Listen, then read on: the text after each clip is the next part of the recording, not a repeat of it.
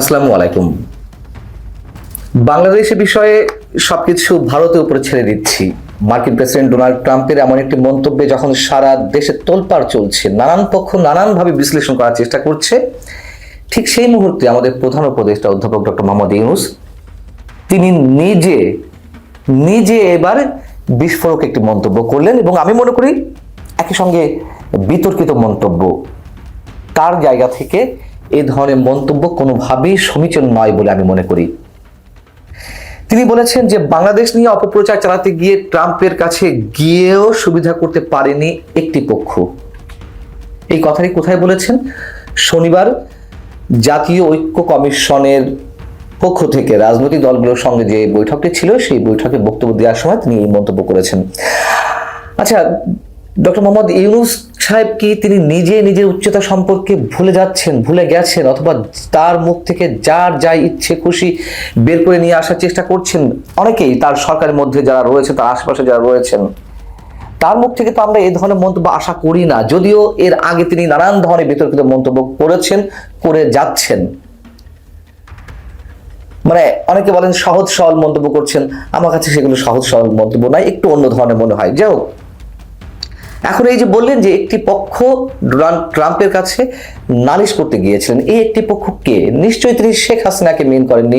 শেখ হাসিনা যদি political asylum নিয়ে যুক্তরাষ্ট্রে থাকতেন, কোনো একভাবে সে দেশের প্রেসিডেন্টের সঙ্গে দেখা করে বাংলাদেশ সরকারের বিরুদ্ধে নালিশ করছেন, বা আওয়ামী লীগের পক্ষ থেকে কেউ গিয়ে নালিশ করছেন,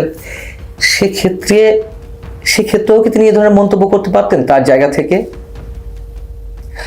তর্কের খাতিরে ধরে নিলাম যে সেক্ষেত্রে হয়তো তিনি করতে পারতেন। তার কারণ এর আগে আমরা দেখেছি সাবেক প্রধানমন্ত্রী শেখ হাসিনা তিনি তো যা মুখে আসতেন বলে ফেলতেন, যার সম্পর্কে যেমন ইচ্ছে মন্তব্য তিনি করে ফেলতেন, যেগুলো বাংলাদেশের মানুষ কখনোই ভালোভাবে নেয়নি। যে কথাগুলো আওয়ামী লীগের দ্বিতীয় শ্রেণী, তৃতীয় শ্রেণীর বা তৃতীয় সারির রাজনৈতিক নেতাদের মন্তব্য করার কথা বা করলেও আমরা মেনে নিতাম, সেই কথাগুলো তিনি সবসময় প্রধানমন্ত্রীর আসনে বসে করেছেন। এখন আমরা দেখছি ডক্টর মোহাম্মদ ইউনূস সেই কথাগুলো বলছেন। এই মন্তব্যটি, ডোনাল্ড ট্রাম্পের এই মন্তব্যটি বা এই কথাটি কোথা থেকে এসেছে? যুক্তরাষ্ট্র এবং ভারতের মতন দুই রাষ্ট্রের দ্বিপাক্ষিক বৈঠক সংক্রান্ত সংবাদ সম্মেলনেই তো ডোনাল্ড ট্রাম্প এই কথা বলেছেন। এবং এটা সত্য যে ভারতের প্রধানমন্ত্রী নরেন্দ্র মোদী তিনি তো তার জায়গা থেকে নানান বিষয় উত্থাপন করবেন তাদের স্বার্থ সংশ্লিষ্ট বিষয়ে, তো সেই জায়গাতে অবশ্যই খুব স্বাভাবিকভাবে বাংলাদেশের প্রসঙ্গটি আসবে। আমি নরেন্দ্র মোদীকে কোনো অবস্থাতেই সমর্থন করছি না, কিন্তু আমি বলছি সবকিছু ডেকোরাম সম্পর্কে। তো এই একটি পক্ষ তাহলে ভারত, তিনি ভারতকে মেন করেই বলেছেন। আমরা শুক্রবার ট্রাম্পের এই বক্তব্যকে কেন্দ্র করে আইন উপদেষ্টা অধ্যাপক ডক্টর আসিফ নজরুলের ফেসবুকে একটি স্ট্যাটাস দেখলাম, যদিও সেটা আরেকজনে তিনি শেয়ার করেছেন, তিনি সহমত পোষণ করেছেন, বিধায়িত্ব শেয়ার করেছেন। সেটি নিয়েও নানান ধরনের সমালোচনা হচ্ছিল যে কেন সরকারের পক্ষ থেকে এই ধরনের মন্তব্য করতে হবে। সবচেয়ে বড় কথা হচ্ছে যেটুকু মানুষ বিশ্লেষণ করছেন, যেই পক্ষ, যে নরেন্দ্র মোদী আসলে ডোনাল্ড ট্রাম্পের কাছ থেকে যা কিছু আশা করেছিলেন বিভিন্ন ক্ষেত্রে বাংলাদেশের বিষয়ে, সেক্ষেত্রে তিনি আশাহত হয়েছেন। এগুলো এক পক্ষের বিশ্লেষণ। আবার আরেক পক্ষ বলছে যে না, ভারত যা চেয়েছে হয়তো ডোনাল্ড ট্রাম্পকে কনভিন্স করতে পেরেছে। যেটি হোক না কেন, এই যে দুই পক্ষের মধ্যে বৈঠক, সেই বৈঠকে যদি মনে হয় যে ভারতের কথা ট্রাম্প গেলেনি, তার সমর্থন আদায় করতে পারেনি বাংলাদেশের বিরুদ্ধে এমন কিছু, তাহলে কি আমরা খুশিতে গদগদ হয়ে এ ধরনের মন্তব্য করব? অন্তত ডক্টর মোহাম্মদ ইউনূসের আসন থেকে, প্রধান উপদেষ্টার পদ থেকে।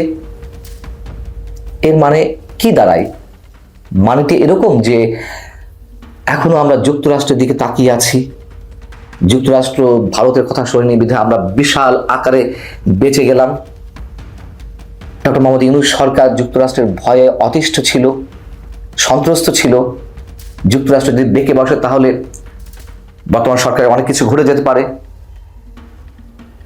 এরকম বিষয় থাকতে পারে, আমাদের মধ্যে, আমাদের সাধারণ মানুষের মধ্যে আলোচনা চলতে পারে, কিন্তু সেইগুলো কেন এভাবে এক্সপোজ করা হবে তার জায়গা থেকে।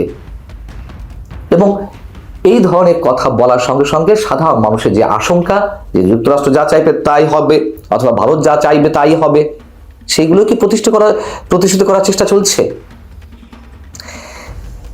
তিনি ইলন মাস্কের সঙ্গে কথা বলেছেন ভিডিও কনফারেন্সের মাধ্যমে, বাংলাদেশে বিনিয়োগ করবে। এটি মনে করার কোনো কারণ নেই যে ইলন মাস্ক বাংলাদেশে বিনিয়োগ করবে আর এটির মধ্য দিয়ে ট্রাম্পের করার সমর্থনটি বর্তমান সরকার পেয়ে গেল। কোনো কারণ নেই, তারা ব্যবসার জায়গা থেকে ব্যবসা করবে, খুব স্বাভাবিক। তাদের তো আরো নানান এজেন্ডা রয়েছে। কার খেলা কে খেলবে এটা জানে, বিশ্ববাসী জানে। আমাদেরও আস্তে আস্তে বিশ্বাস চলে আসতেছে। হ্যাঁ, যারা অবিশ্বাসীও ছিল তাদের মধ্যে বিশ্বাস চলে আসতেছে। ডক্টর মোহাম্মদ ইউনূস স্যার একজন আন্তর্জাতিক মানের খেলোয়াড়, ইন্টারন্যাশনাল লেভেলের খেলা চলতেছে। আমরা সবাই অপেক্ষা ছিলাম মোদিজি আর ট্রাম্পজি কবে বসবেন। পাকিস্তান, ভারত, বাংলাদেশ এই তিন দেশের মানুষই তাকায় ছিল, কারণ মোদিজি আর ট্রাম্পজির যে মিটিংটা এটা খুব গুরুত্বপূর্ণ, কারণ বাংলাদেশ নিয়ে কথা হবে তো ওইখানে। কিন্তু দেখেন খেলোয়াড় ঠিক জায়গায় খেলে, সবকিছু কাকতালীয় না। কিন্তু যে টাইমে এই যে ভারত, বাংলাদেশ, পাকিস্তান তাকায় রয়েছে মোদিজি আর ট্রাম্পজি কি বলে শুনুন, ওই টাইমে চলে আসলো আয়না ঘর। বিশ্ব মিডিয়াকে নিয়ে আমাদের ডক্টর মোহাম্মদ ইউনূস আয়না ঘরে চলে গেল। শুধু এইখানেই থাইমা নাই, কিন্তু ঠিক ওই টাইমে জাতিসংঘ থেকে একটা রিপোর্ট আসলো যেটা আন্তর্জাতিক দলিল হিসাবে অলরেডি গণ্য হয়েছে বাংলাদেশে জুলাই আগস্টের হত্যাকাণ্ড নিয়ে। ঠিক ওই টাইমেই কিন্তু এই রিপোর্টটা বিশ্ববাসী জানলো, যে টাইমে মোদিজি আর ট্রাম্পজি বাংলাদেশ নিয়ে আলোচনা করবে।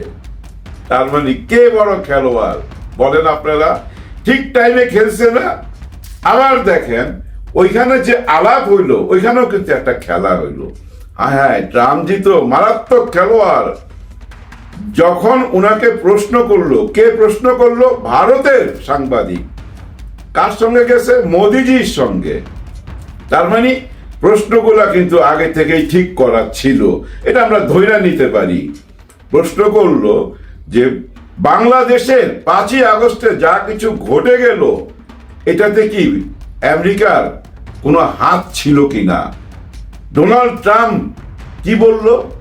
বললো যে এই ব্যাপারে আমি যেটুক জানি আমাদের আমেরিকার কোনো হাত ছিল না, আমেরিকার কোনো হাত ছিল না। সোজা বাংলা যেটা, আমরা এই ব্যাপারে কোনো হাত ছিল না। কিন্তু আবার প্রশ্ন যখন করলো, তো 5ই আগস্ট নিয়ে আপনার চিন্তা ভাবনা কি? বাংলাদেশে যা কিছু ঘটে গেছে এটা নিয়ে কি চিন্তা ভাবনা? প্রশ্নটা এরকমই।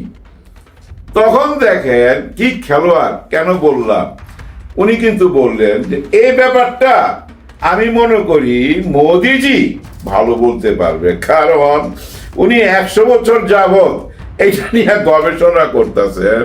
এই খেলাটা উনি খেলবেন, ওনার উপরে ছাইরা দিলাম, উনি বলুক এই ব্যাপারটা। মানে খেলা কেন আমি বারবার বলতেছি, বলটা মোদিজির পায়ের দিকে দিয়ে দিল যে মার ভাই, তুই মার, তোর পায়ে দিলাম। মোদিজি দেখেন উনার কথা শোনার পর বুঝে নাই, বুঝছেন, ওনার কথাটা বোঝে নাই কি বলছে। আর বুঝলো কি বলবে, পিছন থেকে যখন দোভাষী বইলা দিল, তারপরও দেখেন উনি চলে গেল ওই যে ইউক্রেন যুদ্ধে চলে গেল। উনি চলে গেল পুতিনের কাছে, পুতিনের সঙ্গে কি আলাপ করছে, ইউক্রেন যুদ্ধটা ঠিক না, যুদ্ধ কোনোদিন শান্তি আনতে পারে না। কমন ডায়লগে চলে গেল, একেবারে কমন ডায়লগ, যুদ্ধে কোনো শান্তি আসতে পারে না। এটা তো সবাই বলে, সুশীলরা বইলা থাকে, ওই সুশীলই কথা উনি বললেন হিন্দিতে। হিন্দিতে মহাবিপদ তো, ইংলিশ না জানলে মহাবিপদ। আমরা বাইচা নিব। আর যদি জাতীয় নির্বাচন হইয়া ওই স্থানীয় নির্বাচন হইতে যায়, তখন আর আমাদের মনের আশা পূর্ণ হবে না। ওই যে পোস্টারের মধ্যে সিলমাইরা, নৌকা, ধানের শীষ, লাঙ্গল বা আরো যা যা আসবে, নতুন পার্টির যেটা আসবে সেটা সিলমাইরা আমাদের মনে আশা পূরণ হবে না। ওই নির্বাচন আমি ব্যক্তিগতভাবে চাই না, এবং আমি মনে করি বর্তমান সরকার ঠিক কাজটাই করবে, জনগণ যেটা চায় সেটাই করবে।